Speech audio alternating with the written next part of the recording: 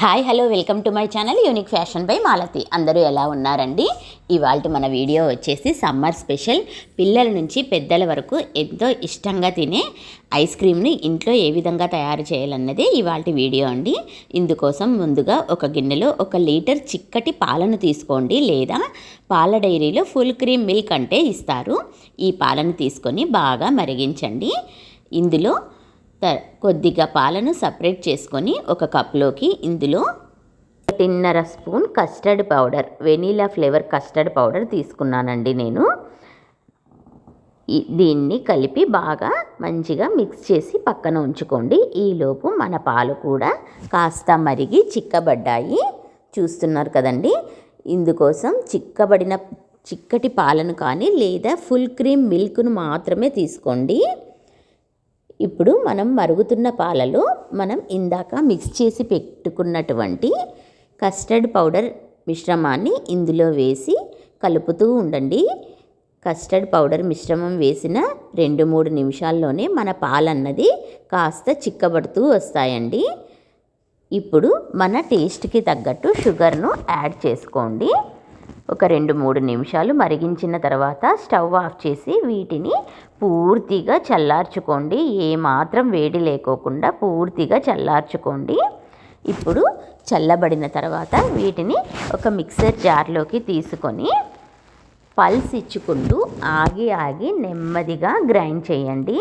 ఇలా చేస్తేనే మన ఐస్ క్రీమ్ అన్నది సాఫ్ట్ టెక్స్చర్లో వస్తుందన్నమాట. చూస్తున్నారు కదండి.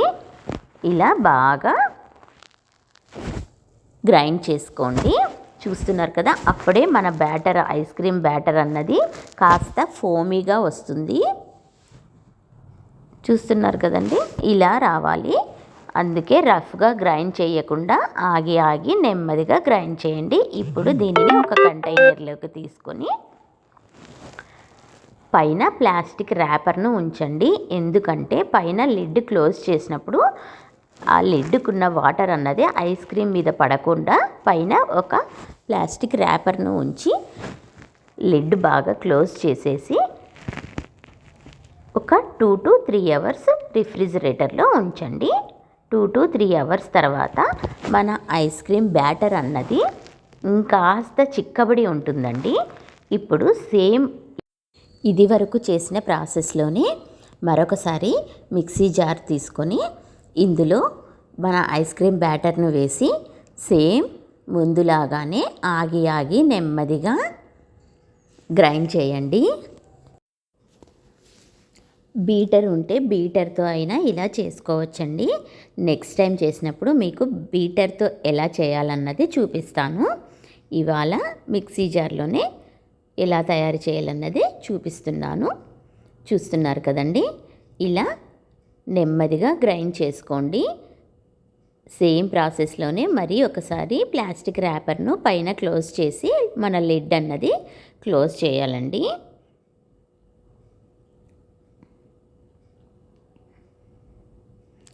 తర్వాత ఒక 5 to 6 అవర్స్ డీప్ ఫ్రిడ్జ్లో ఉంచుకోండి. 5-6 అవర్స్ తర్వాత మన ఐస్ క్రీమ్ అన్నది రెడీ అయిపోయింది. సాఫ్ట్ ఐస్ క్రీమ్ ఎలా తయారయ్యిందో ఇప్పుడు దీనిని స్కూప్ అవుట్ చేద్దాము. స్కూపర్ తీసుకొని స్కూప్ అవుట్ చేసే ముందు స్కూపర్ని నార్మల్ వాటర్లో ముంచి తీసి స్కూప్ అవుట్ చేస్తే మన ఐస్ క్రీమ్ అన్నది ఈజీగా వచ్చేస్తుందండి. చూస్తున్నారు కదండి.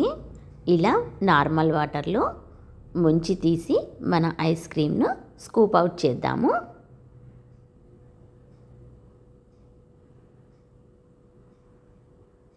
చాలా సాఫ్ట్ టెక్స్చర్లో ఐస్ క్రీమ్ అయితే మాత్రం చాలా బాగా వచ్చిందండి.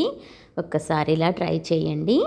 తర్వాత వీటిపైన టూటీ ఫ్రూటీ కానీ, చెర్రీస్ కానీ, కాజు ఇంకా మన ఇష్టం అండి. ఎలా అయినా గార్నిష్ చేసుకొని సర్వ్ చేసేయడమే.